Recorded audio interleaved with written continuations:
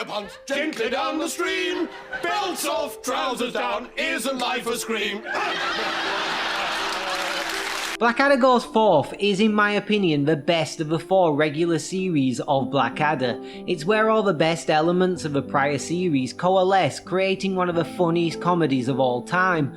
Then to top it off, there is that quite superb ending, which is surely one of the top 5 endings to any show, never mind a comedy. But first we have to once again discuss any changes that occurred between series 3 and 4.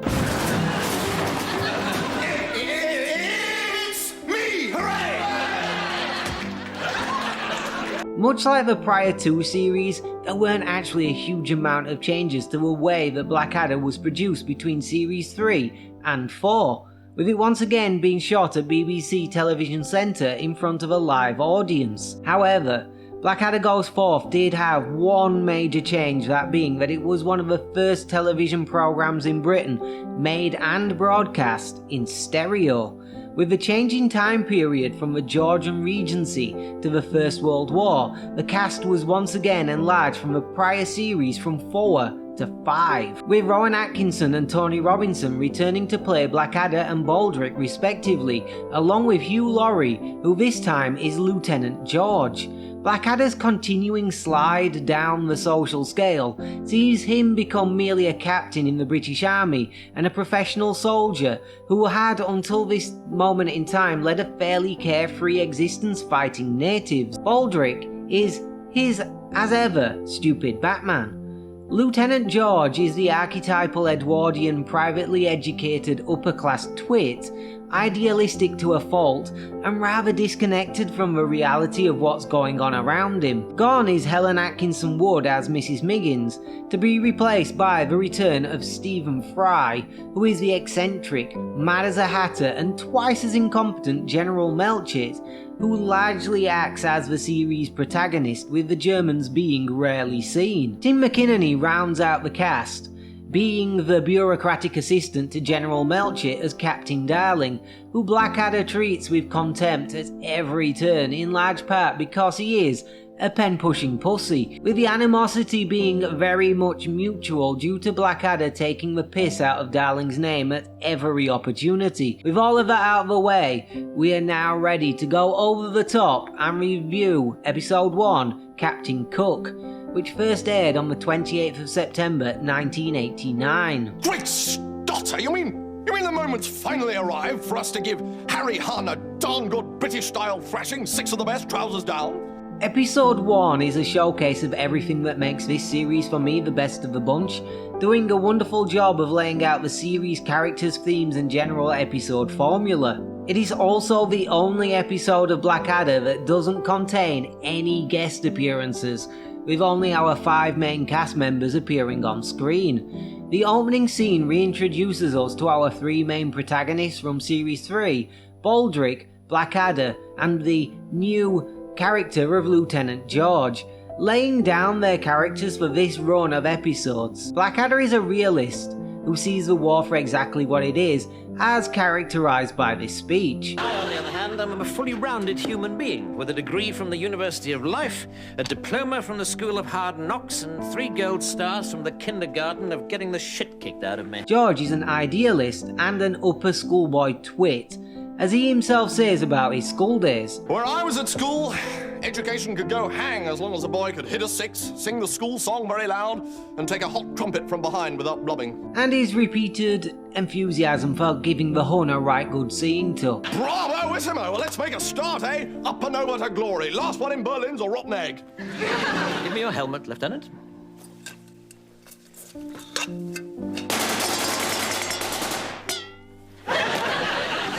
Baldric is as ever very stupid, with him etching his name on a bullet so that he owns the bullet with his name on it, reasoning he won't ever shoot himself, a fact that Blackadder finds a shame. The first scene also lays out this series' main theme, that being one of a general anti-war stance, and in particular, the absolute futility and stupidity of the Great War, with lots of references in every episode being made to the war's origins, its futile waste of lives, and the effects this all had on the soldiers tasked with fighting it. This is first outlined in this episode when Blackadder says this. Are we all going to get killed? Yes. Clearly, Field Marshal Haig is about to make yet another gargantuan effort to move his drinks cabinet 6 inches closer to Berlin. This is then further hammered home in the next scene when we are introduced to the harebrained but quite hilarious character of General Melchett, who is the very personification of the notion that the Great War was one of lions being led by donkeys. Pretty much with everything he ever says, but in particular with this absolute belter of a line. Exactly! And that is what is so brilliant about it. It will catch the watchful Hun totally off guard. Doing precisely what we've done 18 times before is exactly the last thing they'll expect us to do this time. There are even a few references in this episode to the generally widely held belief that the war was won where the men suffered, and the largely upper-class generals stayed safely behind the lines sipping wine and eating splendidly, first introduced with this line from Blackadder in reply to Melchett saying he'd be right behind Baldric when he went over the top. About 35 miles behind. Hell, the whole plot of this episode is one where plans are afoot for a big push, and Baldric's cunning plan to escape going over the top to certain death is that they become Army HQ cooks, which, as Blackadder points out, there is only one problem with this quite brilliant plan. The fact is, Baldric is a terrible cook whose custard looks and tastes like cat vomit, mainly because that's what it is. Following on from this plan being rejected, we are introduced to Darling, with the animosity between Darling and Blackadder being evident from their very first scene together. What do you want, darling? Originally, Darling was actually called Captain Cartwright, but at the suggestion of Stephen Fry it was changed to Darling after he recalled a boy who attended his school was forever embarrassed by his name, with the writer Curtis being reluctant to change it as he saw it as a one-off joke rather than a continuously funny one. This actually foreshadows why this was in the end the last regular series of Blackadder produced, something I will explain fully in its very own section later on.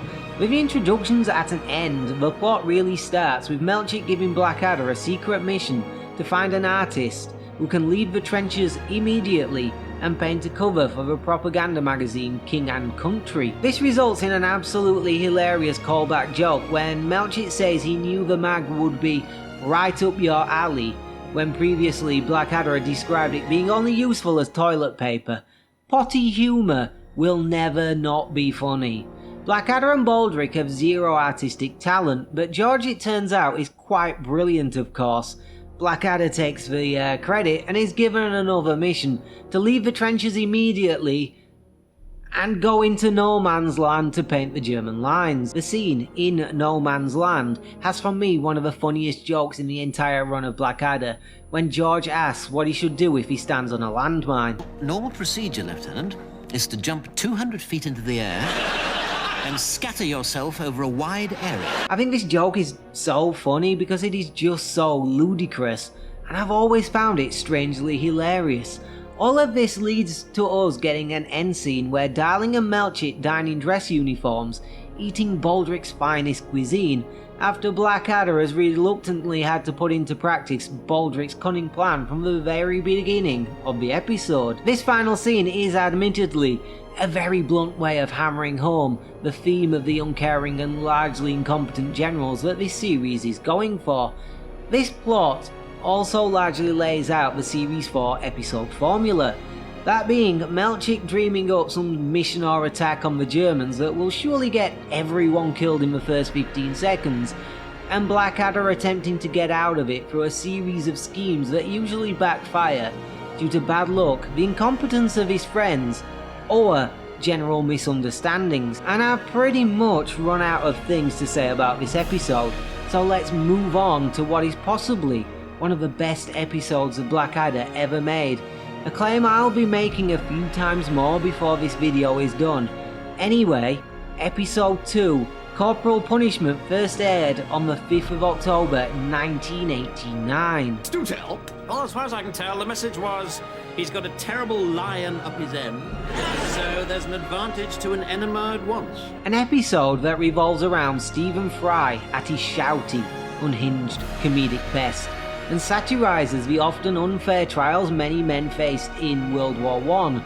We open with the company's communication system on the fritz, meaning that Blackadder has received various ridiculous orders but none to advance on the enemy, including various restaurant orders, a telegram for a cat-paying Blackadder, a garbled message where Darling tells him he has a lion up his end, and a lovely plump-breasted carrier pigeon, which he shoots and eats.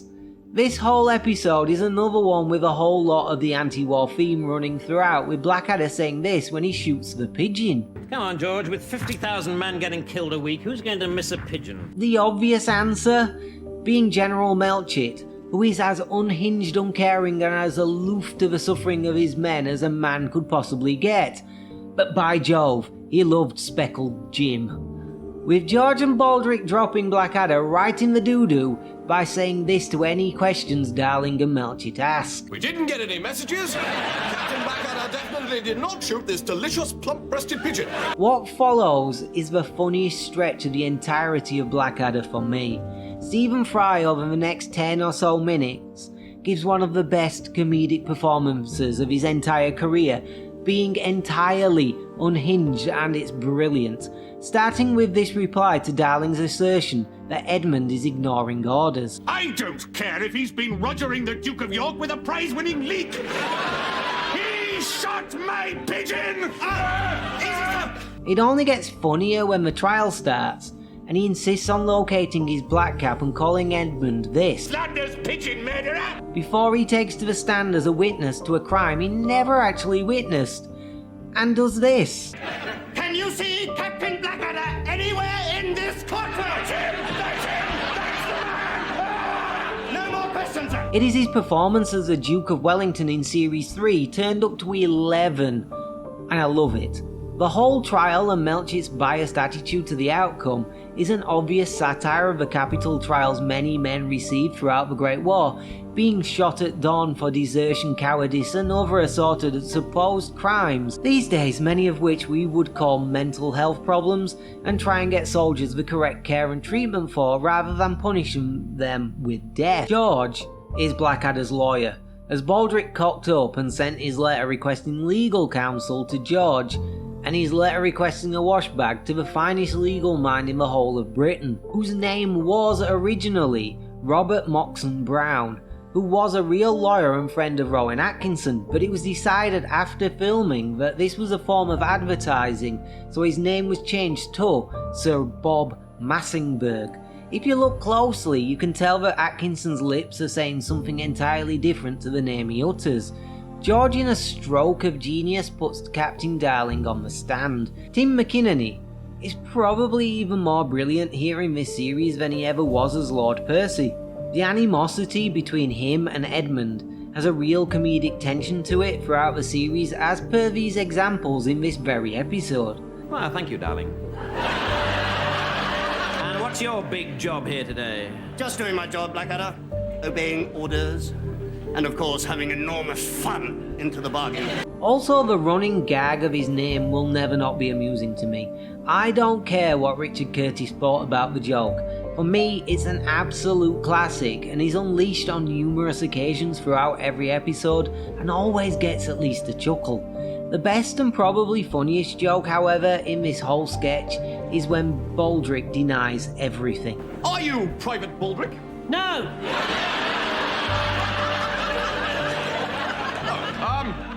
But you are Captain Blackadder's Batman. No! Come on, Baldrick, be a bit more helpful. It's me. No, it isn't! It's such a silly and obvious joke to make, and yet it gets me in stitches of laughter every time. Melchett, in a decision that will shock nobody, sentences Blackadder to death, which he escapes in the very best traditions of the series via way of Deus Ex Machina, leaving Baldrick to explain his and George's inability to save him like this. I think I can explain, sir. Can you, Baldrick? No. This episode is what happens when you have three of the best comedians of the 80s, ably assisted by two very good comedic actors and a pair of writers at the very top of their game. It's a riotous laugh a minute, and is in my opinion my favourite episode of any series, followed by the return of a classic guest star in episode 3, Major Star, which first aired on the 12th of October 1989. There's something afoot in the wind. The huddled masses yearning to be free. Baldrick, have you been to the diesel oil again? Yes, we get the return of Gabrielle Gleister as Bob.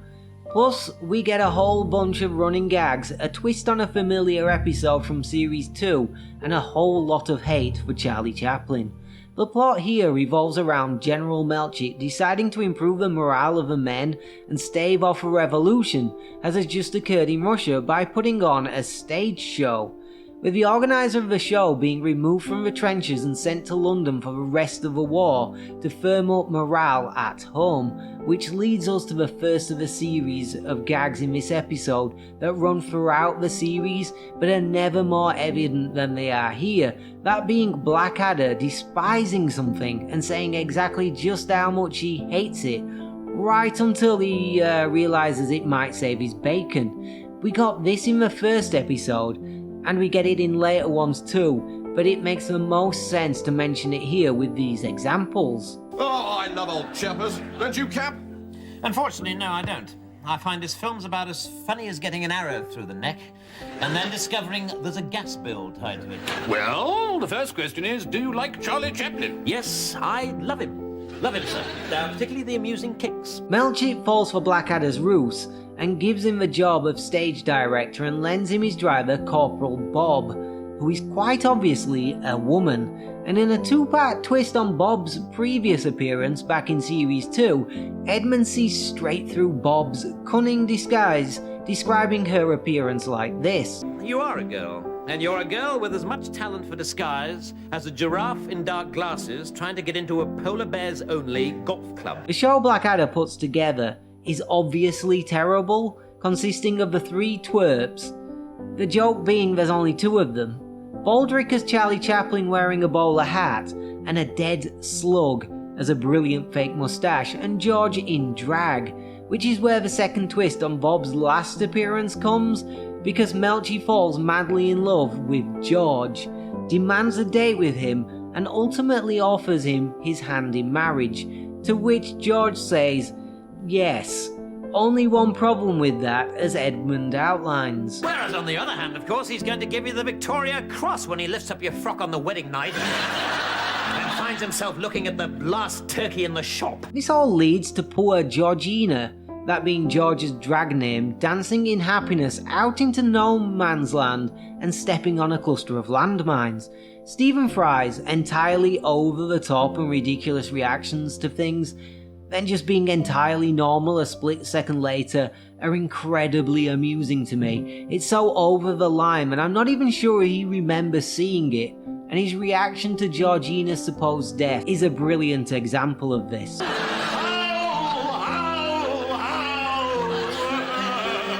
It's heartbreaking, sir. I'm sorry, sir. Oh, well, can't be helped, can't be helped. Only one problem with solving this problem.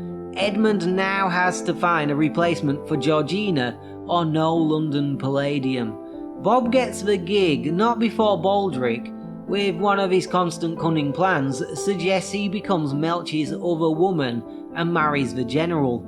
Bob being a beautiful and talented actress and singer in reality means that Melchik hates it, barracking Blackadder, saying this. And worst of all, the crowning turd in the water pipe, that revolting drag act at the end. Meaning Blackadder is once again trapped in the trenches. This episode is another great episode, with the return of Bob, seeing a nice little twist on that character's use within the story from her last appearance. We also get some of the better examples of a number of gags that run throughout the series, like this one surrounding Darling's name, which I think is the best one of these. I know exactly what I'll say to her. Darling, Yes, sir? I want to make you happy, darling. I want to build a nest for your 10 tiny toes. I want to cover every inch of your gorgeous body in pepper and then sneeze all over you. And Baldric consistently getting well-known phrases wrong. I'm working to bring down the system from within, sir. I'm a sort of a frozen horse. And of course, it wouldn't be a Goes Forth episode without a crack at how badly the war was fought. To see how a war is fought so badly.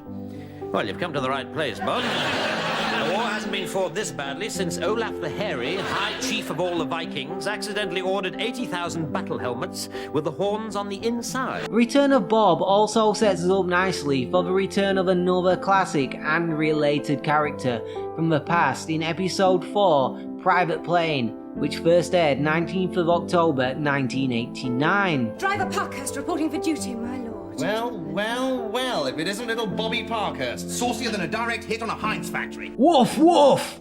It's the return of Rick Mayall as Lord Flashheart.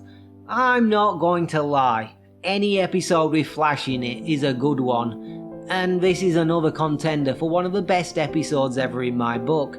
An episode that takes us out of the trenches and up tiddly up into the clouds with the Royal Flying Corps, then down tiddly down into a German dungeon. We open with Blackadder being entirely miffed about the noise from all the shelling. He's even more miffed when Lord Flashheart crash lands his plane into his trench and knocks him to the ground thinking he's one of the Bosch.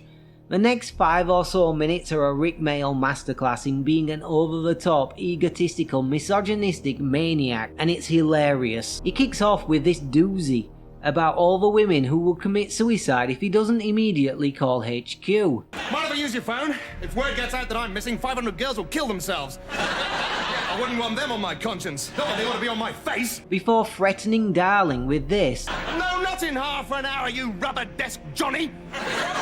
Send the bitch with the wheels right now or I'll fly back to England and give your wife something to hang her towels on. When he refuses to send Bob to come pick him up.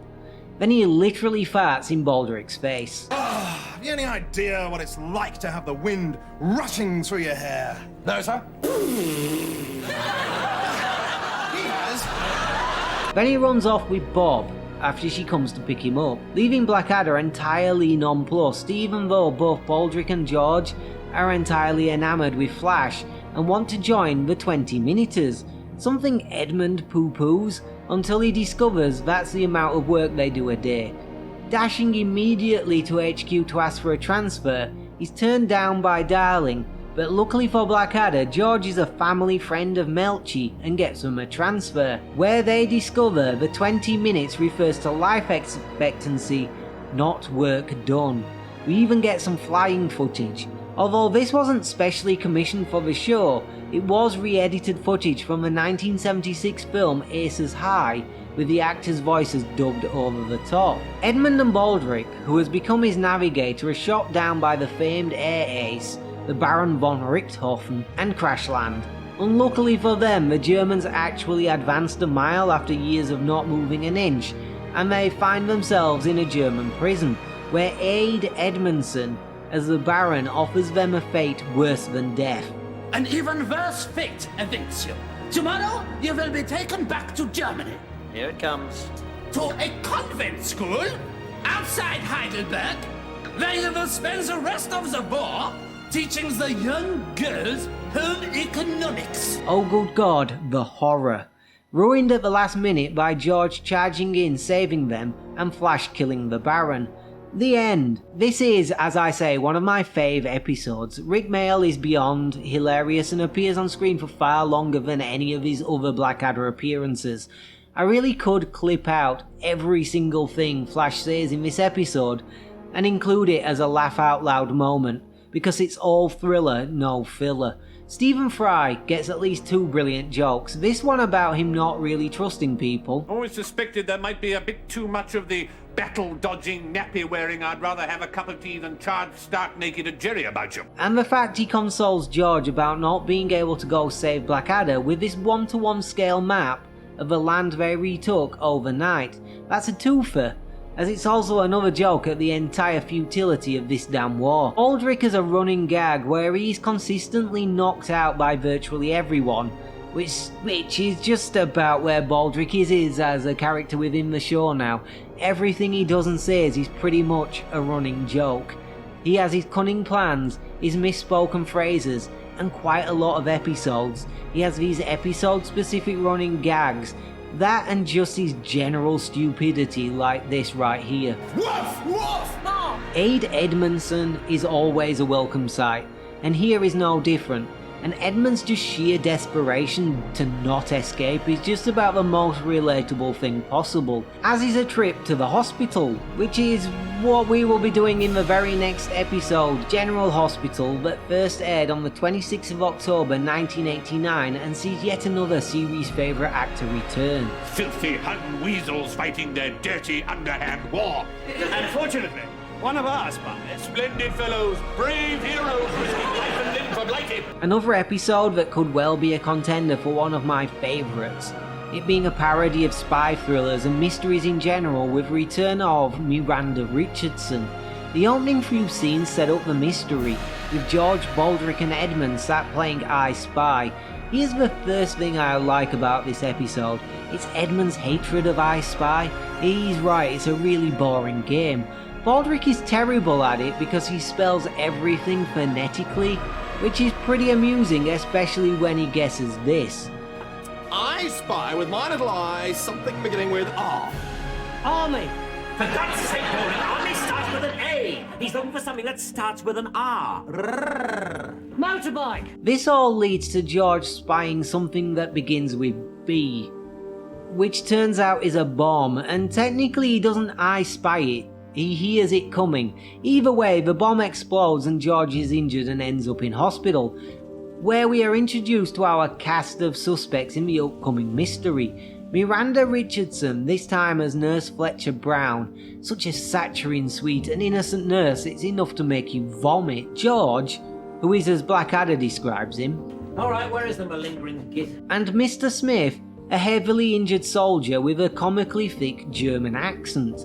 Blackadder is called to HQ by Melchi, who is rather hilariously and obviously hiding behind the map board. His face when Edmund slides open the little door to reveal his face never fails to make me laugh. The General then reveals there is a spy in the hospital, revealing all of the British Army's grand plans, which is a surprise to Edmund as he didn't think we had any, beyond this. Would that be the plan, to continue with total slaughter until everyone's dead except Field Marshal Haig, Lady Haig, and their tortoise, Alan? This horrifies Melchi, who orders Blackadder back to the hospital to catch the spy at once, giving him this hilarious suggestion as to how to interrogate people. Personally, I'd recommend you get hold of a cocker spaniel, tie your suspect down on a chair with a potty on his head, then pop his todger between two flowery bats and shout, "Dinner time, Fido!" At Darling's insistence, Melchi sends him to spy on our spy, whilst he spies on their spy,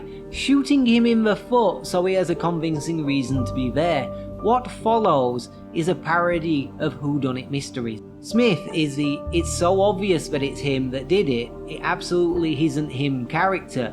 Darling is the time filler character, who also obviously isn't the person who done it, but we've got time to fill here, so we best have an extra suspect. Darling is also the first person interrogated, and the interrogation is one of the more hilarious scenes in the entire episode, with Blackadder using Melchi's tried and tested Cocker Spaniel technique on him, forcing Darling to reveal, Look, I'm as British as Queen Victoria! So your father's German, you're half German, and you married a German? Miranda Richardson is the red herring character, the one it most logically must be, but in the end it turns out it isn't them. Richardson's various characters throughout the last 3 series have always had a will they won't they bump uglies vibe going on with Edmund, and they finally get to Do it! It's in one of their post-coital chats that she makes her fatal error and reveals herself to be the spy when Edmund lays out this cunning trap for her. Went to one of the great universities, I suppose. Oxford, Cambridge, Hull. Which, as any self-respecting Englishman would know. Well, You fail to spot that only 2 of those are great universities. swine. That's right, Oxford's a complete dump. Right at the very death of the episode, it is revealed the real spy was George. A fact that was actually revealed to us, the audience, at the very beginning of the hospital scene, when he tells Edmund that Nurse Fletcher Brown has been helping him with his German for his letters, because as it turns out, he has been corresponding with his Uncle Herman in Munich. As someone who really likes mystery thrillers of all types, this episode has always been one I enjoy because it does really skewer the general formula and tropes that those kinds of narrative rely on perfectly. We also get this maxim to live life by from Melchi. It's never ignore a poo-poo. I knew a major got poo-pooed, made the mistake of ignoring the poo-poo.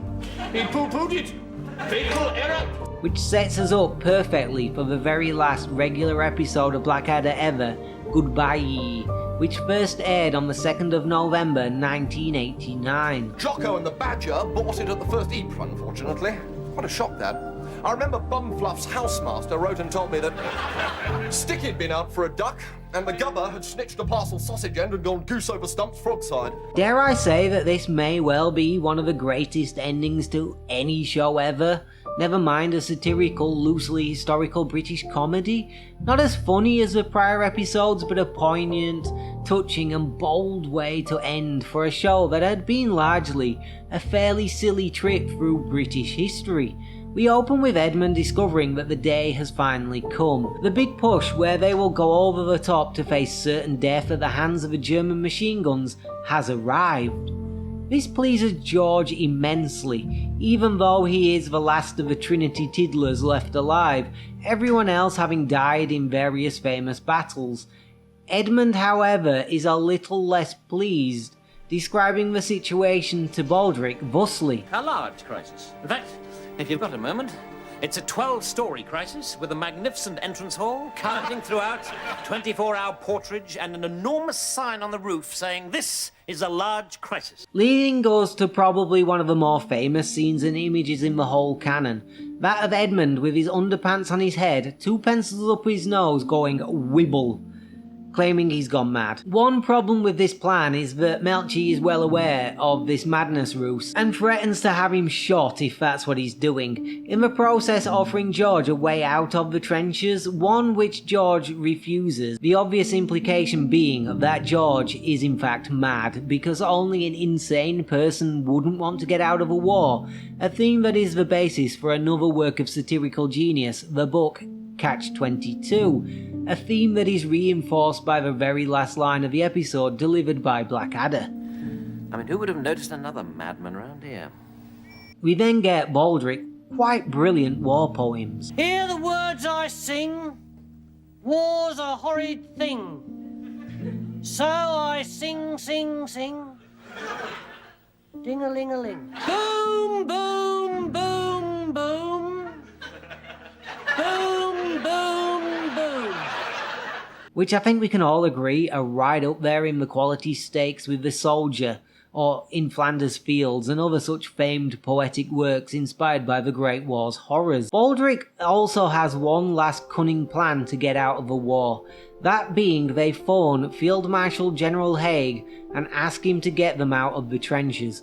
Initially, Blackadder laughs at the stupidity of this before remembering the General owes him a favour, seeing as he saved him from a pygmy with a very viciously sharpened mango at the Battle of Umbutu Gorge. I said previously that this series has a very dim view of the way that the war was conducted, and that's never more apparent than with its depiction of General Haig, played by Geoffrey Palmer, as a callous monster, playing with his toy soldiers like a child, sweeping them off the mat with a stroke of his hand. This has actually become a widely held view of the General and the First World War because this series was used for many years and, as far as I know, probably still is to teach school children about the Great War and General Haig, a view and belief that isn't particularly shared by many historians, with them arguing it's just not accurate at all. Either way, Haig just tells Edmund to stick some underpants on his head, pencils up his nose, and say "wibble," meaning the boys are going over the top, but not before Captain Darling is surprised by General Melchi with this. No, sir. This is a commission for the front lines. Yes.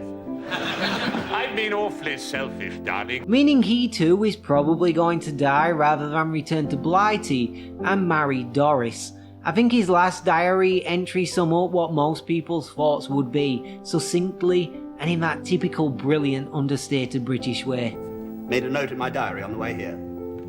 Simply says, Blackadder. I've always loved these lines between George and Edmund. Don't forget your stick, Lieutenant. Right there, sir. Wouldn't want to face a machine gun without this. It's always struck me as the perfect metaphor for a hopeless situation that you are forced to face. As the guns fall silent, Baldric has one last plan. For the first time, not a cunning one, but it's too late because the time to go over the top has arrived, and as I said prior, this is probably one of the best endings to any show I've ever seen. Endings are a tricky beast to get right, but here I think they gave our characters the perfect send-off.